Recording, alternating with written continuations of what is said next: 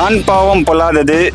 ஆண் பாவம் கண்டிப்பா பொல்லாதது தான். அந்த ஆண் அந்த பெண்ணை திருப்பி எதுவும் பண்ணனாலும் அந்த பாவம் கண்டிப்பா அவங்கள வச்சு செய்யும். இந்த படம் எதுக்கான படம்னா, இப்போ நிறைய திமிரு பிடிச்சி தெனாவட்டா நிறைய பெண்கள் இருக்காங்க. எல்லா பெண்களையும் சொல்ல வரல, அவங்களுக்கான ஒரு செருப்படி படம் அப்படின்னு சொல்லலாம். என்னன்னா, ஒரு மேரேஜ் லைஃப்ல வந்ததுக்கப்புறம் ஒரு ஹஸ்பண்டு, அந்த ஃபேமிலி, இவங்க ஃபேமிலி எல்லாருக்கும் என்னென்ன பண்ணணுன்றது நிறைய ஒரு ரெஸ்பான்சிபிலிட்டி, பெரிய பொறுப்பு இருக்குது. அந்த பொறுப்பை உணர்ந்து நிறைய பெண்கள் செயல்படணும்.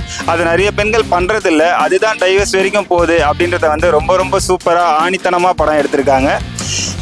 இப்போ எப்படின்னா, ஒரு ஒரு கல்யாணம் பண்ணிக்கிட்டாங்க, ஒரு ஹஸ்பண்டுக்கு சாப்பாடு செஞ்சு தர்றது, அதுக்கப்புறம் அவங்க துணியை துவைச்சி தர்றது, அவங்களுக்கு தேவையானது சில விஷயங்கள் பண்ணுறது. அதுவே நான் உனக்கு வேலைக்காரியா, நான் வேலைக்காரியா இருந்தால் தான் வேலைக்காரி தான் பண்ணுவாங்க, நானா உனக்கு வேலைக்காரியா அப்படின்னு கேட்குறாங்க.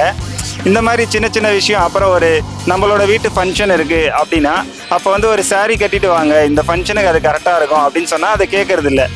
இப்போ ஒரு சபையில் நிறைய பேர் இருக்காங்க, நம்மளோட பெரியவங்களாம் இருக்காங்க, அவங்க முன்னாடி கால் மேலே கால் போட்டு உட்காரக்கூடாது, அது வந்து மரியாதையாக இருக்காது, காலை கீழே போட்டு உட்காருங்கன்னா அதை கேட்கவே மாட்டாங்க.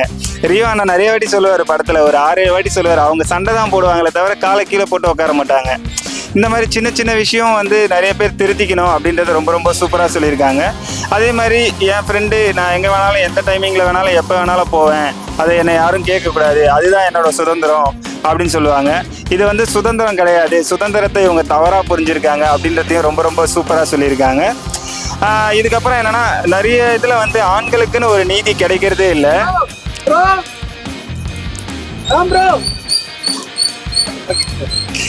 ஆண்களுக்குன்னு வந்து நிறைய இடத்துல நீதி கரெக்டாக கிடைக்கிறது இல்லை. இப்போ எப்படி சொல்றதுன்னா, ஒரு போலீஸ் ஸ்டேஷன், வக்கீல், கோர்ட்டு, இது எல்லாத்துலேயுமே ஒரு பெண்கள் போய் ஒரு கம்ப்ளைண்ட் கொடுக்குறாங்க, அவங்க சொல்கிறத மட்டும் தான் நம்புகிறாங்களே தவிர, ஒரு ஆண் நிரபராதின்னு தெரிஞ்சாலுமே அவர் நிறைய தண்டிக்கப்படுறாரு, அவருக்கு தான் ஃபைன்லாம் போடுறாங்க. இது கண்டிப்பாக ரொம்ப ரொம்ப தண்டிக்கத்தக்கது. ஏன்னா ஒரு நிரபராதியை போயிட்டு தண்டனைக்கு உள்ளாக்குறது, அப்புறம் அவங்கள மரியாதைலாம் பேசுறது, இதெல்லாம் வந்து ரொம்ப ரொம்ப அதிகம். இது மூலிமா என்ன சொல்ல வரோன்னா, ஒரு டைலாக் ஒன்று சொல்லியிருப்பாரு கஞ்சா கருப்பு ஒரு படத்தில், பெண்கள் முன்னேற்ற கழகம் கேன்சல், ஆண்கள் முன்னேற்ற கழகம் ஆரம்பம் அப்படின்னு சொல்லியிருப்பாரு. அதுதான் கண்டிப்பாக வேணும்னு நினைக்கிறேன். அதே மாதிரி படத்தில் ஒரு சூப்பரான ஒரு சீன் ஒன்று வரும். ஒரு ஆண் உட்காந்துருப்பாரு, அவரை எழுப்பி விட்டு ஒரு பெண் உட்கார்ற மாதிரி இருக்கும். இது வந்து ஒரு பெண் ஆதிக்கம், பெண்ணோட ஒரு திமிரு அப்படின்னு சொல்லியிருப்பாங்க. அது கண்டிப்பாக உண்மை. ஏன்னா நானே பார்த்துருக்கேன், எப்பயுமே ஒரு ஆண் வந்து ஒரு பெண்ணை ஏந்திரிக்க சொல்லிட்டு அந்த சீட்டில் உட்காந்து நான் பார்த்ததே கிடையாது. ஒரு நிறைமாத கர்ப்பிணி வந்தாலுமே ஒரு ஆண் தான் ஃபஸ்ட்டு ஏஞ்சி இடம் விடுவார், அந்த பெண் கூட அங்கே இடம் விட்டு நான் பார்த்தது கிடையாது. அதுதான் அவங்க வந்து ரொம்ப ரொம்ப சூப்பராக சொல்லியிருக்காங்க. ஒரு பெண் விடுதலை அப்படின்னா நீங்கள் படித்து முன்னேறி ஒரு வேலைக்கு போகிறது மட்டும்தான்.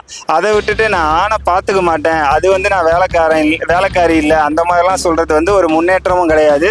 அது வந்து ஒரு பெண்கள் முன்னேற்றமும் கிடையாதுன்றதை வந்து ரொம்ப ரொம்ப சூப்பராக சொல்லியிருக்காங்க. படம் வேறு லெவல். இப்போ நிறைய பேருக்கு டைவர்ஸ் ஆகுது, அது ஏன் ஆகுது, எதுக்காகுது, என்னென்ன காரணன்றதை அப்படியே புட்டு வச்சுருக்காங்க படத்தில்.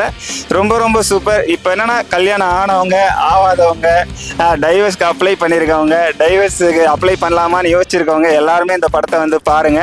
கண்டிப்பா உங்க லைஃப்ல ஒரு டெசிஷன் எடுக்கிறதுக்கு இந்த படம் வந்து ரொம்ப ரொம்ப அந்த ஒரு நாலேஜ் உங்களுக்கு கொடுக்கும். அது மூலியமா உங்க லைஃப்பை நீங்க நல்லா அமைச்சுக்கலாம்.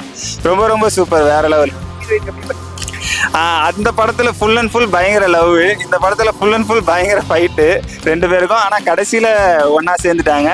ஆனா இந்த மாதிரி ஒரு பொண்டாட்டி இருந்தா சாவடிச்சே போட்டுருவாங்கன்னு சொல்லுவாங்க இல்லையா நிறைய இதுல, அந்த மாதிரிதான் பண்ணியிருப்பாங்க. ஆனா ரியோ அண்ணன் அடிக்கவும் மாட்டாரு, திட்டிருப்பாரு படத்துல, ஆனா அடிச்சிருக்க மாட்டாரு, வேற எதுவும் பண்ணியிருக்க மாட்டாரு. அதே மாதிரி விக்னேஷ் அண்ணனும் இன்னொரு ஹீரோன்னு சொல்லலாம். அவரோட பர்ஃபார்மன்ஸும் வேற லெவல். அவருக்கும் டைவர்ஸ் ஆகிருக்கும். ரியோ அண்ணா ஒன்று சேரும் போது இவரும் ஒன்று சேர்ந்துருவார். அதனால படம் வேற லெவல். இந்த ட்விஸ்ட் வந்து ரொம்ப டிஃப்ரெண்ட்டாக இருந்துச்சு. ஏன்னா லாயரும் டைவர்ஸ் ஆனவர், அவங்களோட போராடுறவரும் டைவர்ஸ் ஆனவர், ரெண்டு பேருமே அந்த டைவர்ஸ்லேருந்து வெளியே வந்து ஒன்றா வாழ்வாங்க. அது ரொம்ப ரொம்ப சூப்பராக இருந்துச்சு. ஏன்னா இப்போ ஹீரோயின் சேர்ந்துருவாங்கன்றது வந்து எல்லாத்துலேயுமே ஒரு பொதுவான கிளைமேக்ஸு. அதில் ஹீரோக்கு வாரவரும் சேர்ந்துருவாருன்றது வந்து ரொம்ப ரொம்ப சூப்பர், எக்ஸலண்ட்டாக இருந்துச்சு. இதை பார்த்து நிறைய பெண்கள் திருந்துங்க. திருந்தாமல் இப்படியே இருந்து நிறைய ஆண்களோட வாழ்க்கையை காலி பண்ணாதீங்க. இதை தான் சொல்ல வந்திருக்காங்க. ரொம்ப ரொம்ப நன்றி. 10க்கு 20 கூட கொடுப்பேன். ஏன்னா இது எனக்கு ரொம்ப நாளாக ஓடிட்டு இருந்த கண்டென்ட். இதை வச்சு நானே ஒரு ஸ்கிரிப்ட் யோசிச்சிருந்தேன். அது வந்து ஆண் பாவம் பெண் சாபம்னு நான் யோசிச்சு வச்சிருந்தேன். அதை எடுத்திருக்காங்க. இருந்தாலும் ஹாப்பி தான். ரொம்ப ரொம்ப ரியோ அண்ணனுக்கு ஒரு பெரிய பெரிய வாழ்த்துக்கள். உள்ள அண்ணன்கிட்டயே நேராகவே சொன்னேன். அண்ணன் ரொம்ப ஹாப்பி ஆகிட்டாரு. படம் வேற லெவல். எல்லாரும் வந்து பார்த்து என்ஜாய் பண்ணுங்க.